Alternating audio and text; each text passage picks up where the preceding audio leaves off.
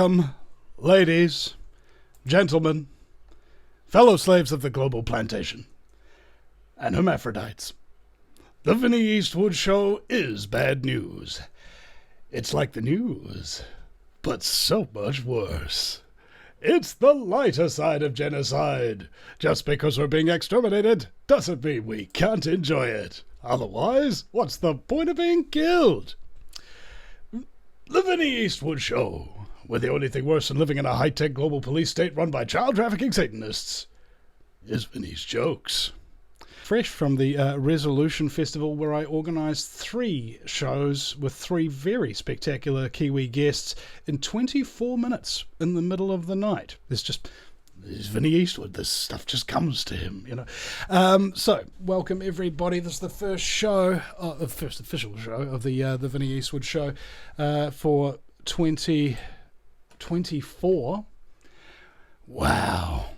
I was talking with some guys, and I want to say hello to everybody in the chat room. Of course, the stalwart of the Vinny Eastwood Show moderation team, DK Spiracy. DK, just love you, man. He's so freaking awesome. And DK has a great Telegram channel called But What If, and he posted this video the other day of, I think people were in traffic in Miami, and half of the sky was like kind of like that golden clouds that you get when you are near the sunset, and the other half of the sky, like this is directly above you in a straight line, like it went from golden sky to just like black clouds and stuff like that. It looked real trippy, and I was like, man, DK finds some amazing stuff. So he's streaming 24/7 over on his channels, and I hope you guys go and check him out. I'd like to say hello to Emma in the chat room, and Savage Stephen Lestrom as well. Guys, thank you so much for tuning in today for the inaugural broadcast of the Vinny Eastwood Show 2024, the very first. So I'd like to spend today talking about my experiences over New Year's, particularly at the Resolution Festival. And what happened there was kind of like a bit of a drag at first, because, you know, we had bad weather and a few little stoushes with the campmates and things like that, and I kept everybody up till 5 o'clock in the morning one night, and that was like the best night of my life, by the way, and I didn't want to take away from anybody's sleep in order to do that, so I went and apologized. I found pretty much everybody was in the camp, so fortunately a lot of those people were part of the crew for the festival, so I was able to actually find them and go and say sorry, you know, for keeping them up and what have you, and they were all just like, oh my god, he actually came and apologized. So I want to thank Brian for telling me to go do that, because if I hadn't, I wouldn't have been able to meet up with these really amazing, interesting people, a lot of which are actually going to come on the show. So yeah, when you say sorry, I talked about this concept where, let's say, if you've ever heard of the smile study, where somebody would smile at somebody else randomly, you know, in the street or whatever, and then they track that person. They see how many people they smile to after being smiled at randomly, and it was about 7. All right, so if you smile at somebody, hey guys, love you, you're freaking awesome, you know, that kind of thing, you're on average going to smile and give that same vibe out to 7 other people. Now, the reverse is true. When you're being a dick and you don't take responsibility for the fact that you've been a dick, all right, I believe that 7 frowns get passed on. So the psychologists call this projection.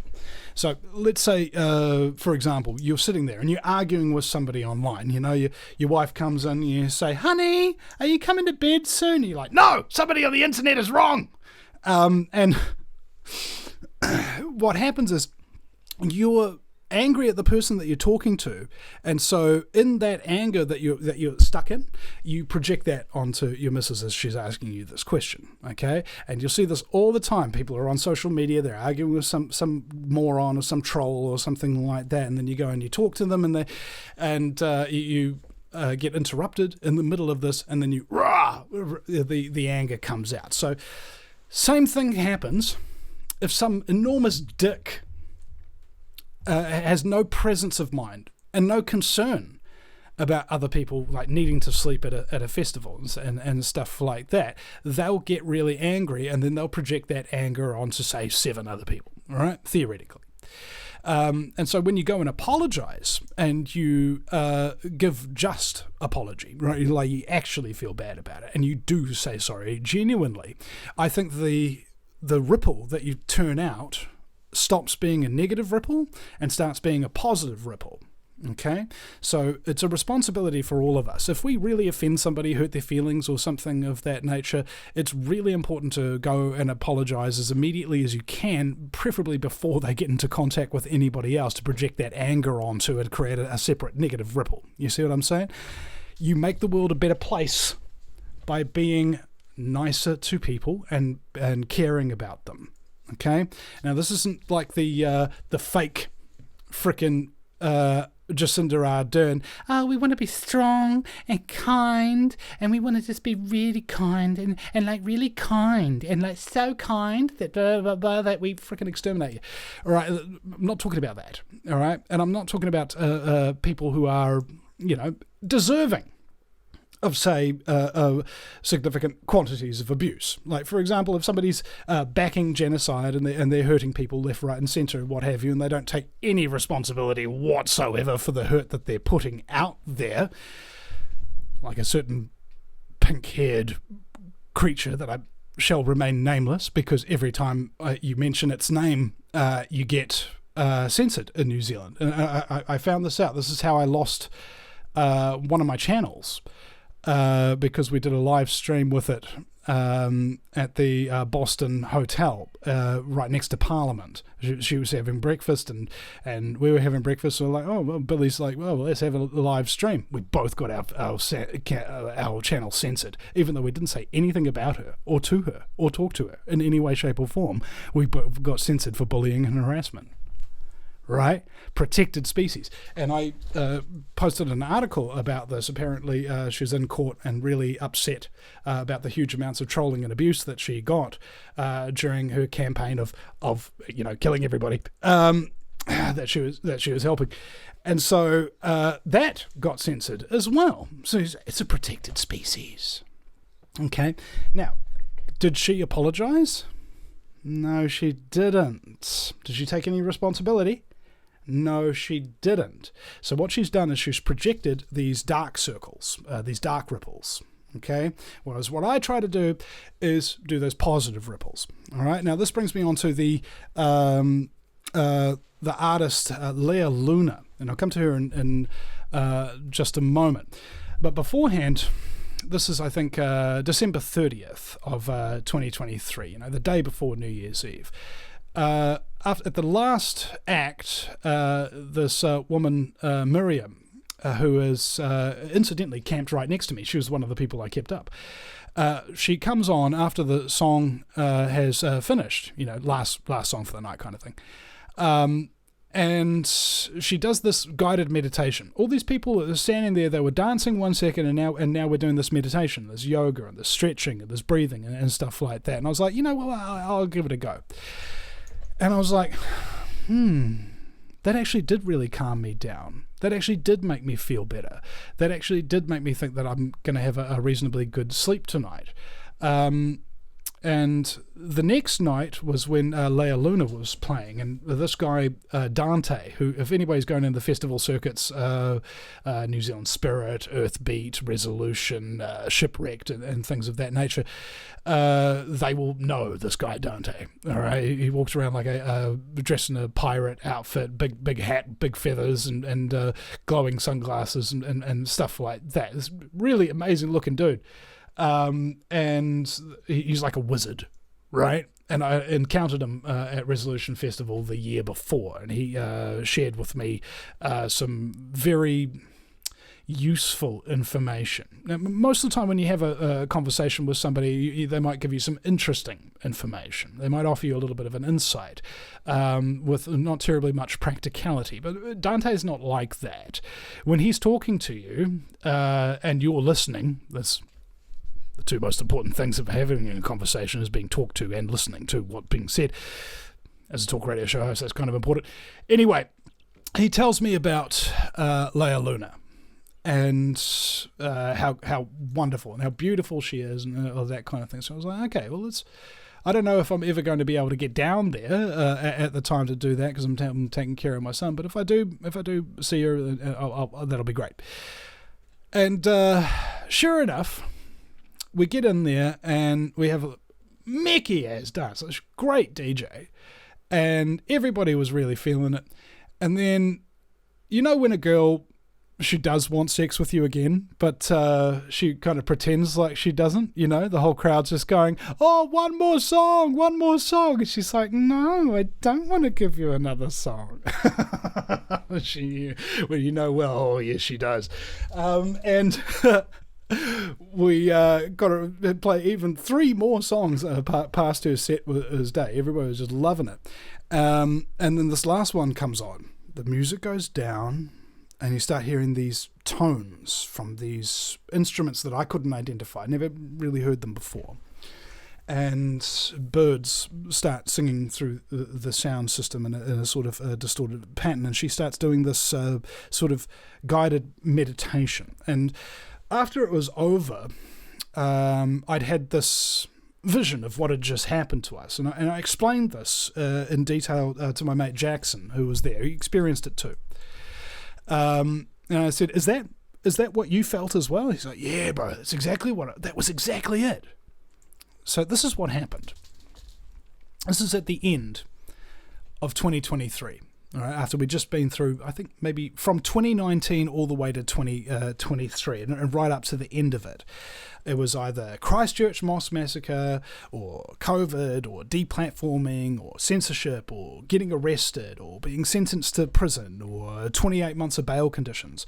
And just before this had happened, at the festival, I got a call from my lawyer saying that the charges against me have more or less been dropped. I'm just getting a discharge with conviction. And that's incidentally how all our children got here, but I digress.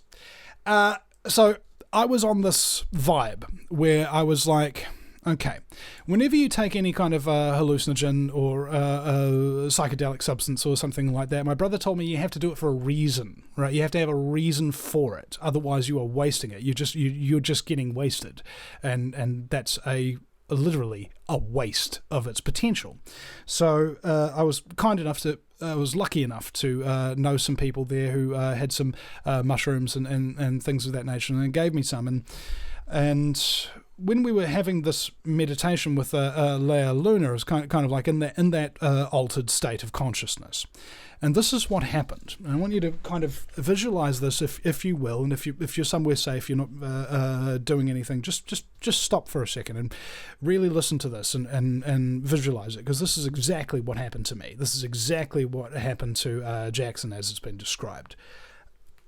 There was a whirlpool that opened up on your right side, and it had a gravity to it, and what it was doing is this whirlpool was sucking in this energy, all the negative energy, all the stuff that you'd felt in 2023 and previous towards that, all the bad stuff you think and feel, your loneliness, your anger, your depression, your sense of betrayal.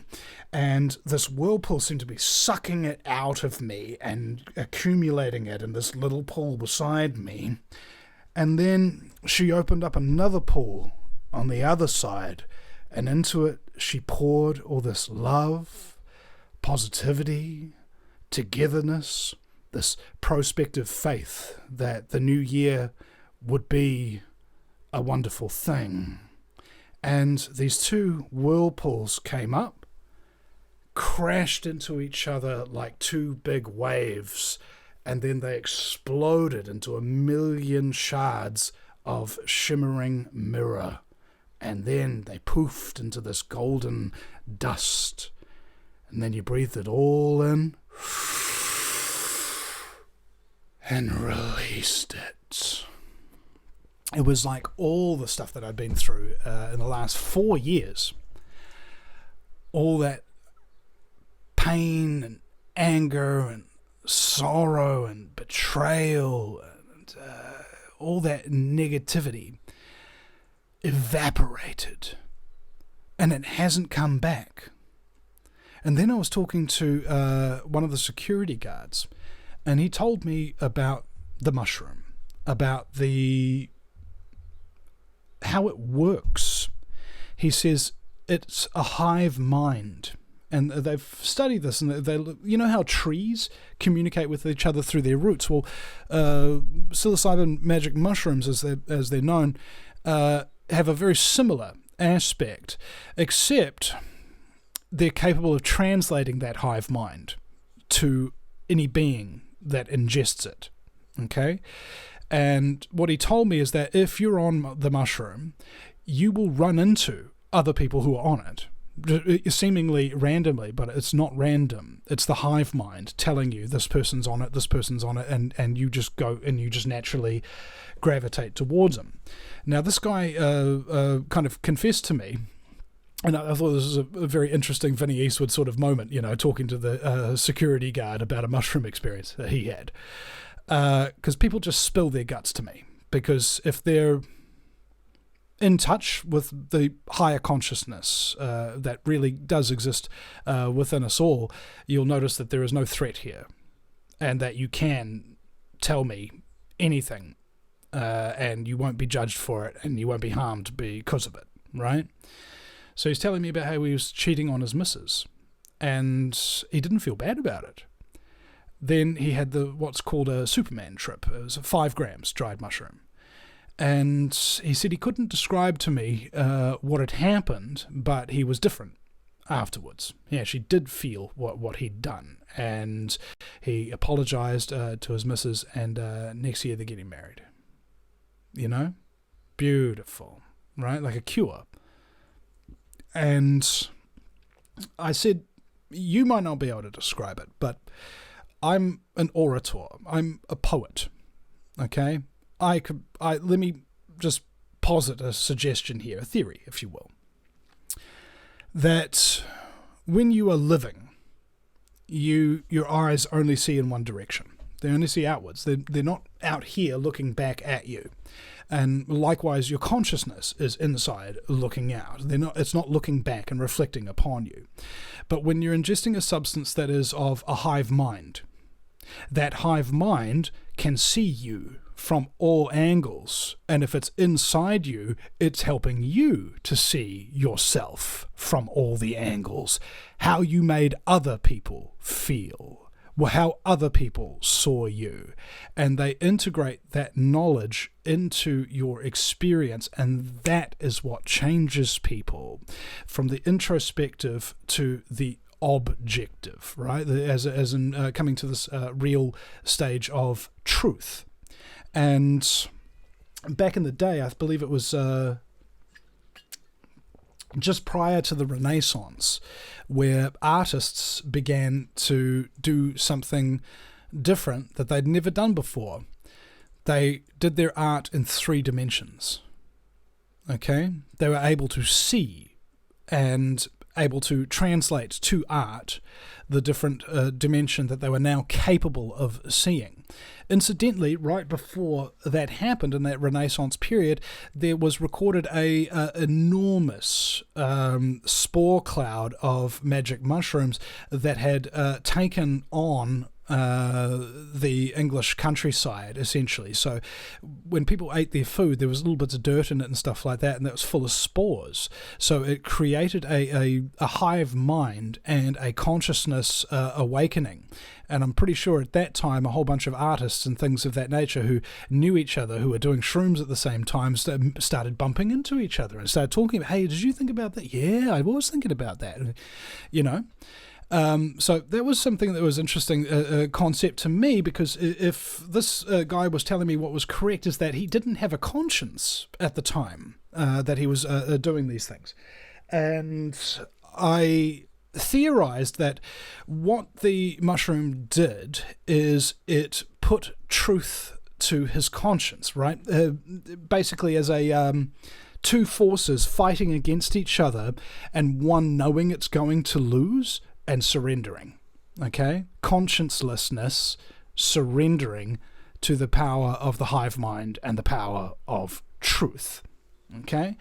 Then he started not sleeping so well. Then he started feeling guilt. And I was like, this is interesting, because I've always thought about, psychopathy, for example. Incredible and interesting people, these psychopaths. Terrifying, but still remarkably interesting, because what can a human being do when he's not bound by the constraints of having a conscience? Okay? And what if, it's just theoretical, what if you gave a psychopath a very strong mushroom experience, exposed them to the hive mind to see themselves from the outside, objectively, exactly who they are, exactly what they've done, and exactly what they're supposed to feel about it? Could it cure their consciencelessness? That's probably one of the most important questions that I've ever really asked in my career. The other most important question, I think, is what was it? Oh, yeah.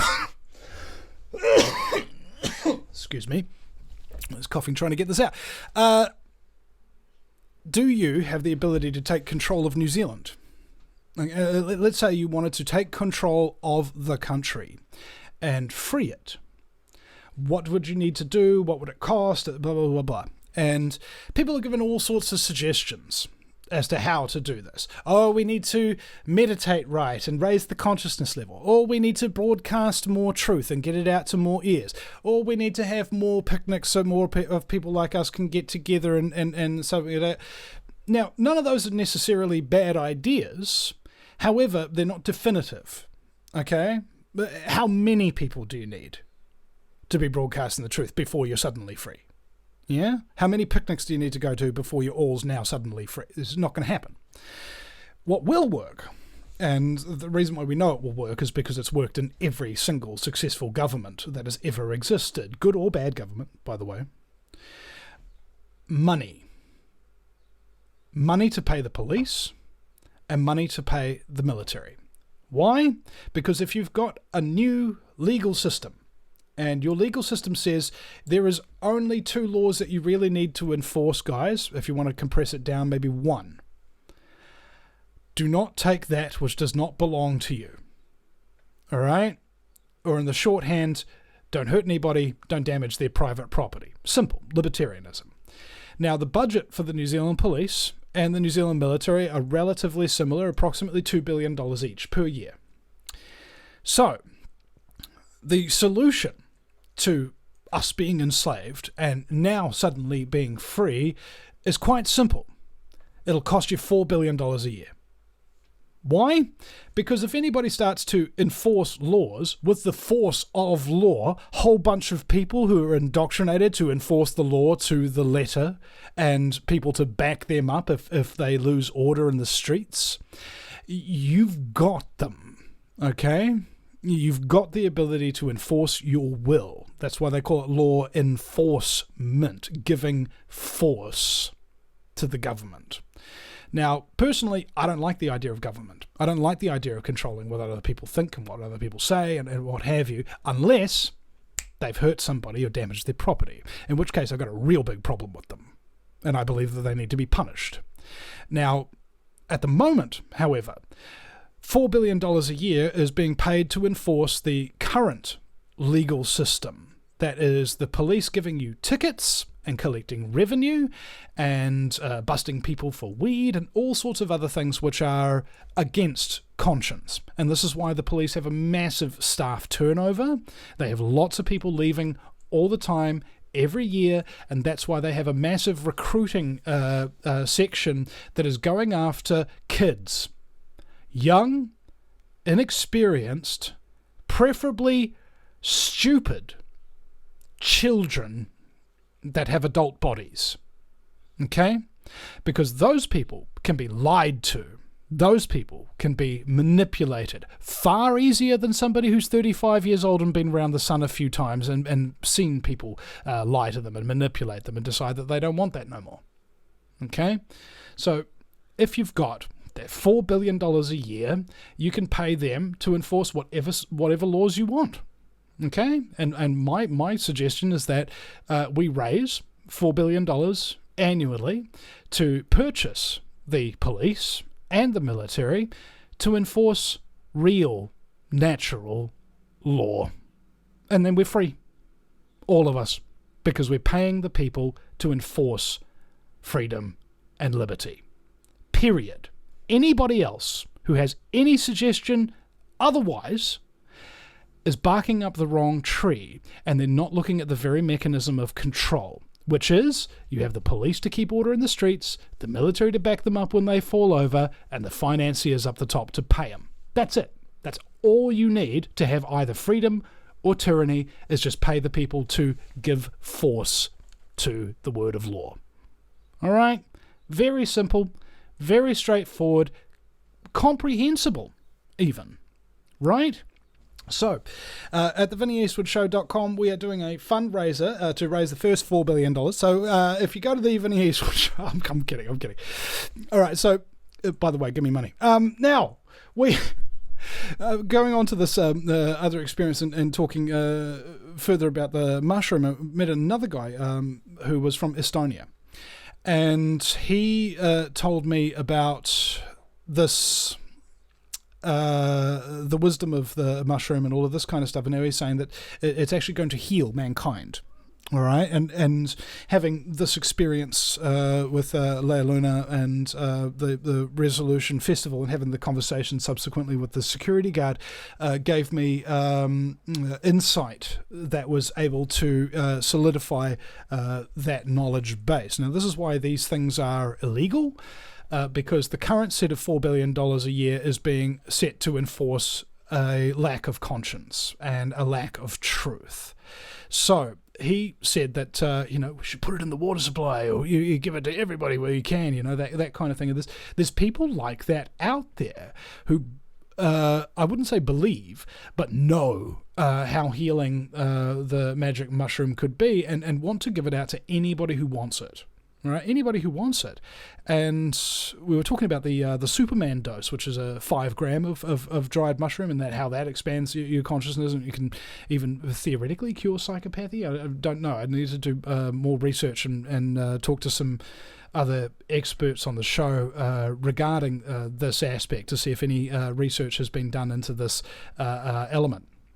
But he was talking about a 50 gram dose, 50 grams of dried mushrooms. He said you have to work up to it, 5 grams, then 8, then 12, and so on and so forth, up until you get to the 50 grams of dried mushroom, just sitting there in a bowl.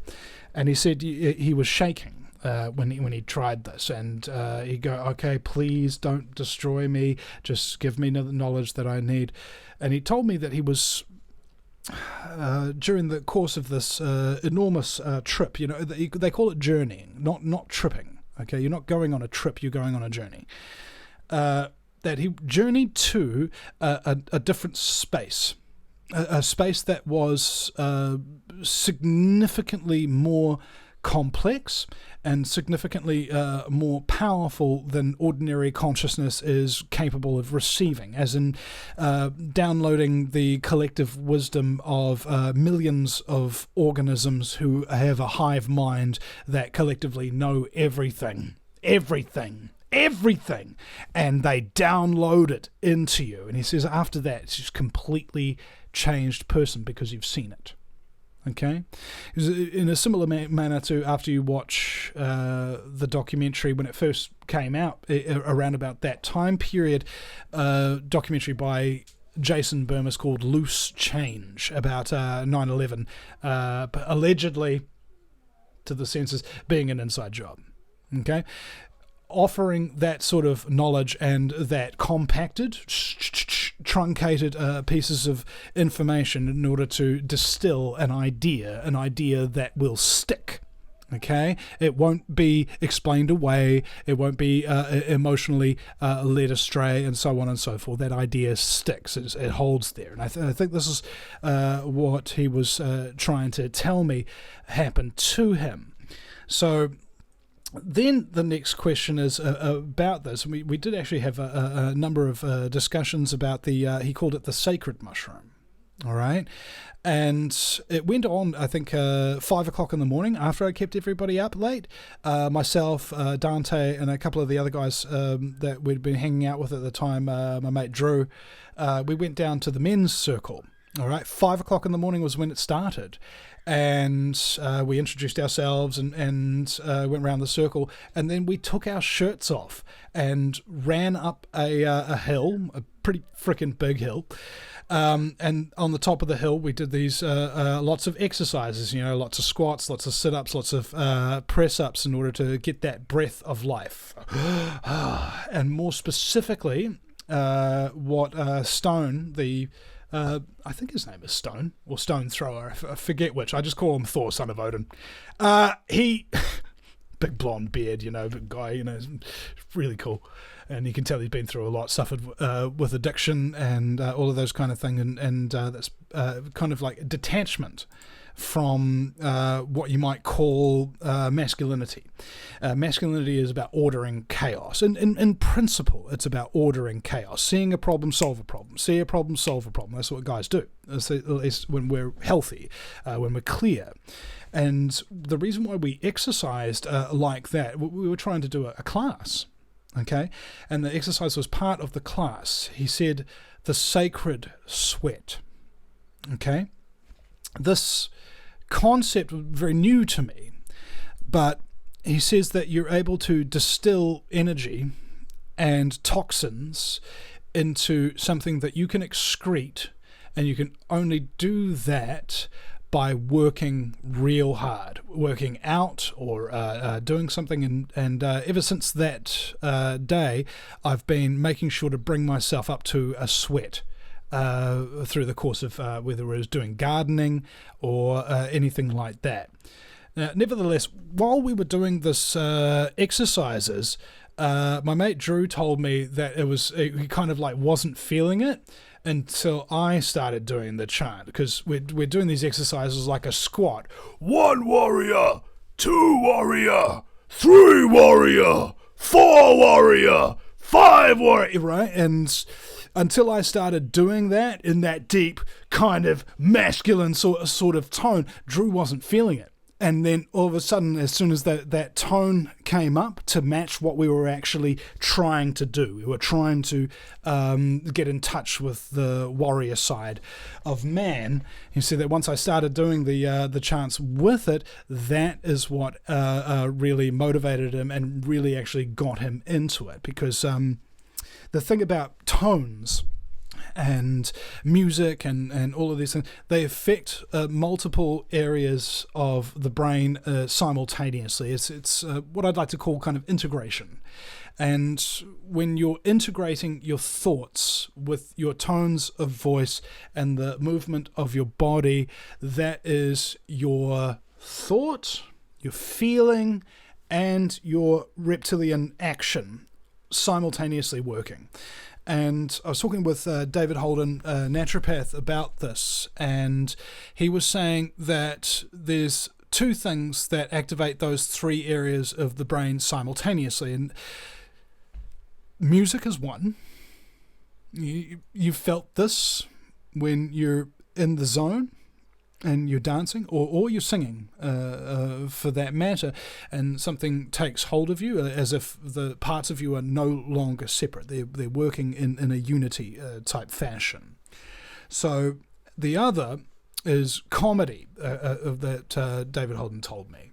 And I was wondering, is it this concept that we have on this show in particular, where we have prioritized the use of comedy, and I would love to not have copyright problems with YouTube and all of that kind of stuff, so I actually play you guys music and what have you, but I've just used my own music for the show this way. So this way, when you are listening to this broadcast, hopefully it's going to take you out of your anxiety. It's going to take you out of your fear. It's going to take you out of your frustration and integrate those into a flow. listening to the show. You're laughing during music. You could be dancing or anything like that, but you're engaging your brain, you're engaging your heart, and when you laugh, your body actually activates and physically does something to you. There's a lot of very important things that people don't know about laughter, and I think that my propensity towards comedy comes from, as many comedians, early trauma. All right, so if the best comedians in the world are people who have suffered, they had to develop a sense of humor in order to give themselves alignment so that they're not trapped in fear or anxiety or frustration at any time. You laugh, it resets your brain, resets your body, and it helps you to continue on. Regardless of what pain, frustration, and anger and stuff like that you've got, the laughter keeps it at bay. All right, and this is what I try to do for you guys, because this is what works for me. It may not work for you, okay? Some people are very serious, and they only think about things in a very serious manner. And I think this is I don't want to call it a lack of emotional maturity. I want to call it a lack of being gifted wisdom by people who are more experienced in the ways of suffering and the methods of coping with that suffering. All right, the Native Americans call this the wounded healer. As I've mentioned on the show before, sometimes you will suffer such grief and such tragedy and such pain that has left you damaged, whether it be emotionally, physically, spiritually, and you can't see a way back until you meet a wounded healer, somebody who has been there, somebody who the same thing has happened to, and they've managed to find their own way back. It's only once you find those people that you can see that, oh my God, there is a way back from this. This is not me. I don't have to carry this load. And at the men's circle, we were all instructed after doing these big exercises on the top of the hill to one by one go out and speak something to the land. We could invite something or we could express something. And one guy, he walked up and he was near in tears and he starts screaming, "Why did you do it? You idiot! Why did you kill yourself? Why didn't you come to me?" This guy's crying, bawling, and I started crying, man. You can see the pain that somebody committing suicide really does, especially to a man, because a man is a problem solver. If he doesn't aware that there's a problem and then suddenly his friend's dead, he's had something taken from him. Not only has he lost a friend, but he missed an opportunity. All right? Is there something innately male about regretting the lost opportunities that we have here? Maybe, maybe not.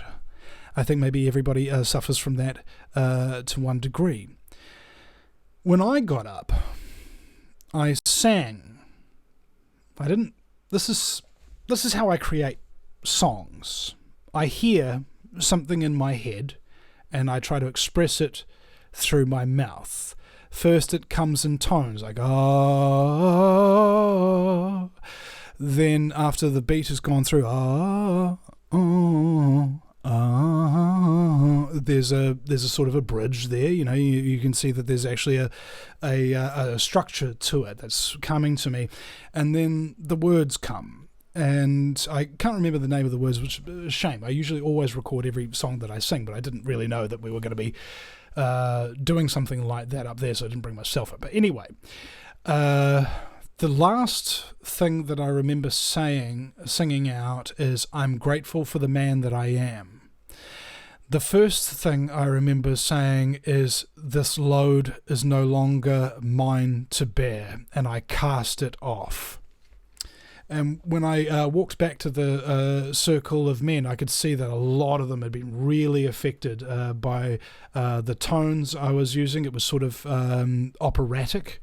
And you know, when you vibrate your voice box, I'm not sure if I can Let me do this here if I'm in the state. You see the vibration? Okay. You making different tones, this as opposed to right? It's the vibration and the fluctuation of the voice box that seems to have this more psychological and more powerful effect as opposed to just ordinary singing. And I remember it was Emere Rawati when I was 16 during her speech that won the senior speech competition. She sang during her speech, and she lowered her voice and raised her voice and vibrated her voice box. And I thought, man, that's interesting. I want to try doing that, and I did, and it works really well.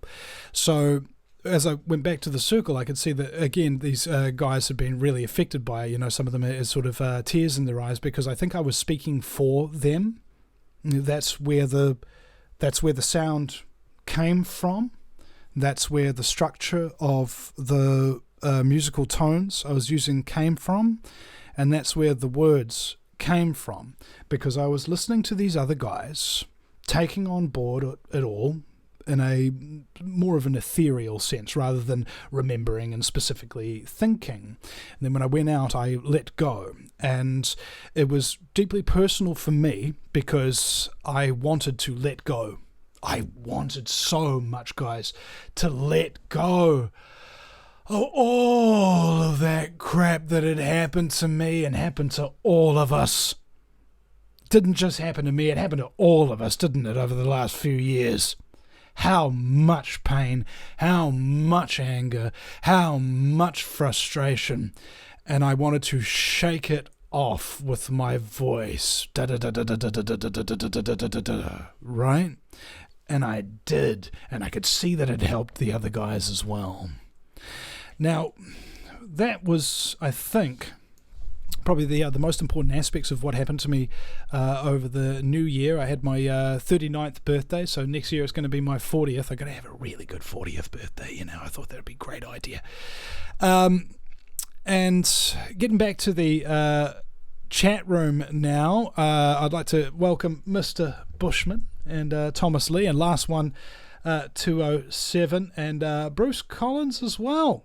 And guys, thank you very much for joining here in the show today. We've got maybe a little under 15 minutes before we're going to wrap up, and so I'm just going to take a quick commercial break. When we come back, we're going to round off the show and get to your comments. So if you have any questions or any insights, I'd like you to type into the chat while the ads for Ground Zero Radio are playing. Question, and then put your question, or insight, and then put your insight, and we'll address those. And when we come back from break, one moment please, guys. Welcome back, ladies and gentlemen. Final few minutes of the show here. No statements and no insights and no questions from the chat room. Don't worry. I get that a lot. Last one, 207, saying Clyde Lewis is the GOAT. I do not know what that acronym stands for. Is it the GOAT?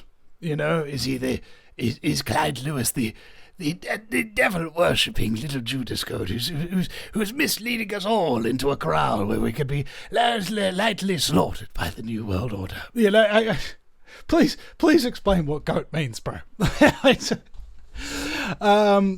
was like the OG, you know.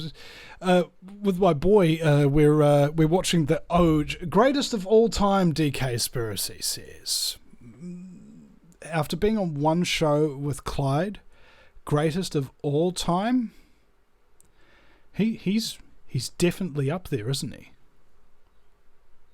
Yeah, I didn't even thought about that. Yeah, he was freaking spectacular, the interview that I did with him. And then when Republic Broadcasting kicked me off their network because they found somebody that could pay for my time slot, I immediately I actually cried, guys. It never actually happened to me before where a radio network has just let me go. All right. There have been a number of failed networks and things like that that got taken out for one reason or another, but to have a network actually kick me off because somebody's able to pay for my time slot, that really hurt my feelings, especially after going through everything that I'd been through these last couple of years. And coincidentally, or maybe synchronistically, there's a woman named Melissa from Texas. She sent out this email, really long, very strongly worded email about why she's no longer listening to Republic Broadcasting, right? And I didn't know that at first, okay? I get emails all the time, and you can tell that if the email is not short and succinct and to the point, that this person probably doesn't respect your time. They're just putting all their thoughts out there on a page and what have you, so you're like, okay, next. Because when I email people, it is usually 3 lines. I'm Vinny Eastwood. Can you come on the show at this time via Skype? That's it. I respect my guest's time. Because I know from experience that you need to be succinct with people who've got a lot on, because you need to respect their time. Nevertheless, something told me, I don't know about this email that's very long and like that. Let's take the time to read it. And she went on criticizing the network in very strong language. And then towards the very end of the email, she said how aghast she was that Vinny Eastwood was being kicked off the network. As she said, I think if I've got the quote here, the Vinny's Day, I'm not sure if I can get the exact quote on screen for you. However, she said that if any of the, quote, yahoos on this network want to know what a, in all caps, real talk radio show host sounds like, listen to Vinny Eastwood. And then back into all caps, he listens to what his guests say and then he responds to what they said. This is what a real conversation is supposed to sound like. And I was like, wow, man. Right after being kicked off the network, having that email and having that comment was just like, wow, that was so good. Nevertheless, before that even happened, I had asked, hey, the Vinny Eastwood Show is looking for a new home. And I forget the guy's name. I'm so terrible with people's names. I really apologize. I've got it here on the Ground Zero radio chat. Yes, Mr. Sherwin happened to be a producer at Ground Zero Radio, and I'd been on with Clyde Lewis once after the Christchurch Mosque Massacre and did like a great show. It was quite funny actually when we were on the ad break. Clyde was like talking to the producer saying, oh my god, I love this guy, he's like my brother from New Zealand. And so when I asked, the Vinny Eastwood Show is looking for a new home, you would not believe how many people told me to go with RCR, Reality Check Radio. And do you know how many people from RCR, Reality Check Radio, got back to me from the multiple requests that they received from these people and me? Not one reply. And Mr. Sherwin, on the other hand, he offered me a slot on the Ground Zero Radio network, said he will be, I'd be a good fit there and all of that kind of thing. I started talking to the guy on the technical aspect and the producer and that kind of thing. I'm really good at talking with technical people, all right, namely because I really simplify what actually needs to be said and understood. So what would have taken them 6 hours took about 30 minutes with me. You need to download this, you need to set these settings up and something like that. I had already got them done. All I need to do is ask a couple of very specific questions. Doing this, and this. Boom, we're frickin' running, and we're already doing a test on the network that bled over. And now I'm doing a weekly radio show on the Ground Zero radio network. You can listen to the show at groundzero.radio, and there's many other fabulous guests on there. And guys, I could say that, but I haven't listened to any of their shows. I really haven't listened to anybody's shows for God, it might be 10 years now. Not avidly, anyway. Might catch a show here or there, maybe a couple of times a year, because after you've done what I've done, for the amount of people that I've done it for, keeping up to date with what everybody's doing, it's irrelevant. Just get them on your show, talk to them, ask them who they are, what they do, listen to them, and respond to what they've said. It tells you everything I need to know. All right? And the same is true of this show for you. I hope that many of you at one day will think to yourself, you know what? I've had enough Vinny Eastwood Show, right? I don't need to listen to it anymore. I've figured out how to run my life. I've figured out the humor. I've figured out the knowledge that the show was trying to get onto me, and that's the point. If you cannot manage yourself into the point where you become obsolete, you are doing it wrong. This is what best managers do. They manage things so well that everything runs on its own and you're no longer needed. Okay? Hands off. That's, I think, what is really important to do when it comes to listening to people's shows. And the shows that activated me were, I believe, the Alex Jones Show, primarily number one. And then there was Charlie Veitch and the Love Police and Luke Rudkowski. These guys went out there, Love Police went out with megaphones and went to hug cops and things like that. No, I'm not protesting, I'm just talking through a megaphone. Freaking hilarious. Go and have a look on YouTube, the old Love Police videos, man, they're gold. So those inspirations I took, then I stopped watching their videos and I stopped watching their shows. I just started interviewing people and doing my own thing, and that is the primary reason why you should be listening to the Vinny Eastwood Show.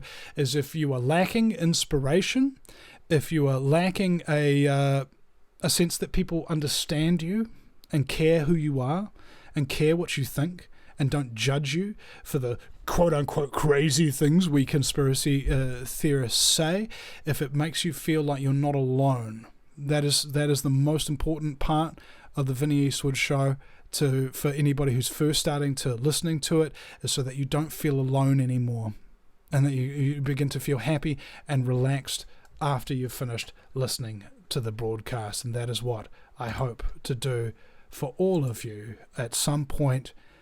I hope you will stop listening to this show and everybody else's because you're too busy manifesting what you want into this world to bother again listening to others, instead of just getting them on your show and having a real conversation to them where you can listen to them and respond to what they've said.